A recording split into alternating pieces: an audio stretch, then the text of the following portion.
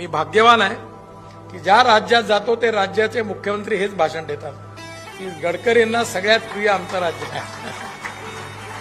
कारण मी सगळ्यात आत्ता नॉर्थ ईस्टमध्ये एक रस्ता मंजूर केला, तो एकच रस्ता 22,000 कोटीचा शिलाँग पासून.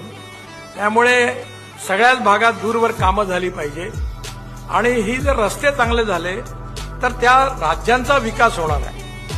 कारण American president John F Kennedy यांचं एक वाक्य मी नेहमी लक्षात ठेवतो आणि ते मी लिहून ठेवलं आहे माझ्या ऑफिसमध्ये की American roads are not good because America is rich, but America is rich because American roads are good. अमेरिकेतले रस्ते चांगले झाले म्हणून अमेरिका श्रीमंत झाली.